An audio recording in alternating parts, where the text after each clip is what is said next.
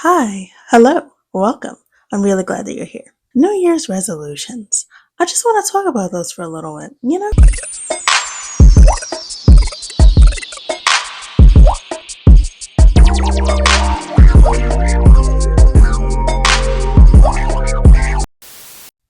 Also, I just want to show you my shoe really quick, and because of where my camera is set up, to try to kick, no. So, I feel very much like a Bratz doll. It's like a cute Barbie pink kind of a moment. I got these at a thrift shop for like $6. The new year to me is a chance to reflect on the beauty and like all of the things that took place in the prior year. I like to reflect a lot. I'll just be sitting off by myself, drinking a nice seltzer, thinking about anything and everything, just thinking deeply. I just like to be in my head. I like to think. But I like to take stock of the year, feel another moment of appreciation, look at the things that I've accomplished, look at my patterns. I like to make resolutions. Some people don't really care for them. And then some people honestly are like straight up, if you can be a Grinch about a resolution, they very much are a Grinch about resolutions. On one hand, it's like I can understand being annoyed that you may hear the same resolution over and over again. But at the same time, that's this person trying something year after year after year after year, and they're obviously struggling with it. So to be mean about it, I don't know. I don't know. I don't really like that. Years ago, I had a friend who was like that. She was like, I'm sick of people making resolutions because you're not even going to do it. You're not even gonna do it. Okay, but they tried. And maybe they didn't do it. I know I certainly have not accomplished every resolution. Also, I'm pretty sure I've forgotten many of them because, listen, your girl has the deficit.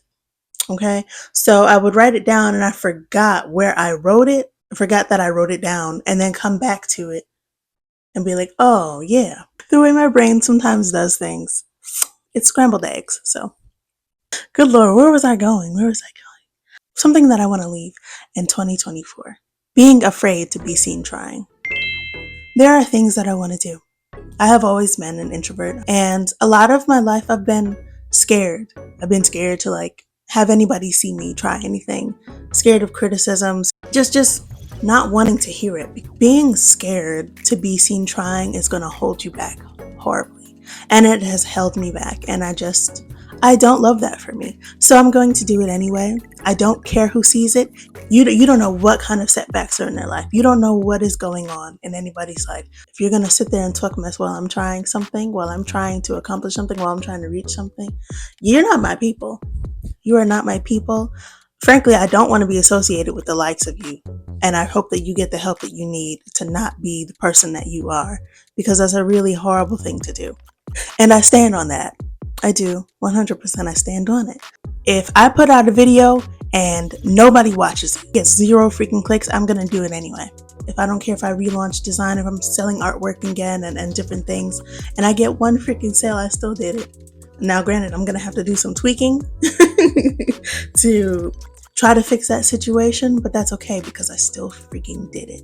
Even if you boo-boo your pants a little bit, you still did it. You need new britches, but you did it. And I just want to, okay. Making a resolution doesn't mean that the thing stops immediately. Things have been going the way they've been going in life for so long because habits were formed. They were already in existence. And now it's about changing those habits. Now it's about building new habits. Now it's about changing the mindset and growing in different ways to be able to accomplish things. Over explaining. I have no interest in explaining myself. The thing about it is, what I did or what I said is what I said. That's really that. How do I put this?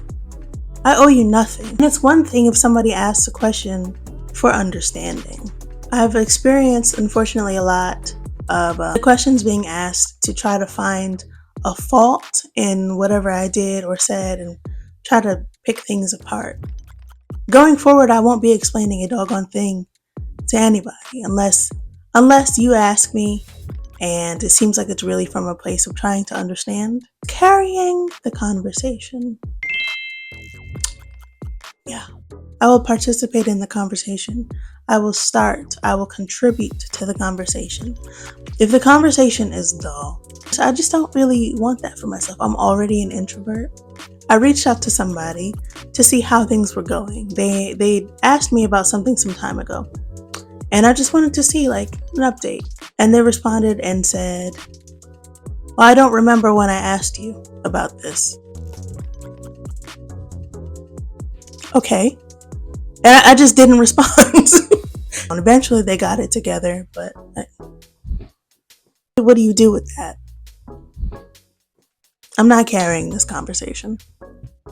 Extending too much grace. Extending too much grace is something that helped me to remain in a position where I was taken advantage of, where I was severely mistreated, where I was straight up abused.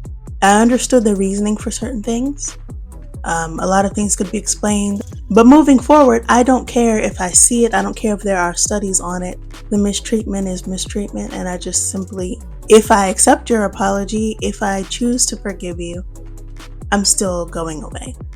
Because of the way that my heart is set up, because of the way I'm set up, because of who I am, just because of everything about me, I think I'm a target for some really nasty people who just enjoy using. I've extended too much grace, and I won't be doing that. That does not mean that I will not extend any grace. That doesn't mean that we can't have a conversation and move forward. There are certain things that are not worth moving forward in. I just feel really cute today. Like, something that I will just no longer continue to do is overplay my role in folks' lives. From what I've gathered, people enjoy the benefits of having someone like me in their lives. People enjoy the benefits of the things that I do and the ways that I show up. It doesn't mean that they actually appreciate me actually being in their lives. It's the benefits. And everybody's not like this. I'm not going to just move forward in the world thinking, hey, everyone's like this. I thought that I meant to other people what they meant to me. I showed up in ways that people hadn't showed up for them. I'd given a lot, and unfortunately, I've given too much. What I'm going to do is slow down more, take things a lot easier. I've been a lot happier alone than I have in a long time, which is something that I used to be, and I just want more of that. I don't want to see rest as a treat. Rest is not a treat, rest is a necessity.